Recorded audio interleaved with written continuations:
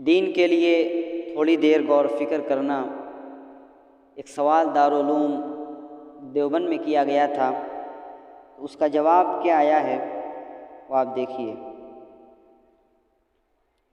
کیا تھوڑی دیر دین کے لیے غور و فکر کرنا 60-70 سال کی نفلی عبادت سے افضل ہے؟ تو جواب ہے کہ دین کی فکر لے کر تھوڑی دیر بیٹھنا بلا شبہ کار ثواب ہے، اور فکر و محنت جیسی ہوگی اسی قدر اجر و ثواب حاصل ہوگا۔ لیکن اس کو 60-70 سال کی نفلی عبادت سے افضل سمجھنا یہ کسی صحیح حدیث سے ثابت نہیں ہے۔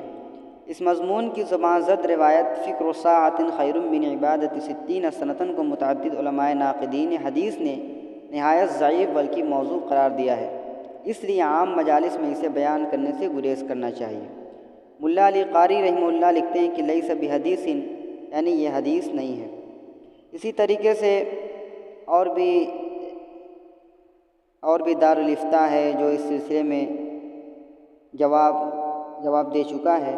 اسی طریقے سے ایک اور دارالافتاء، اس میں بھی یہی سوال کیا گیا تھا کہ عام طور سے یہ بیان کیا جاتا ہے کہ دین کے لیے تھوڑی دیر غور و فکر کرنا 60-70 سال کی نفلی عبادت سے افضل ہے، کیا اس طریقے کی بات کرنا صحیح ہے؟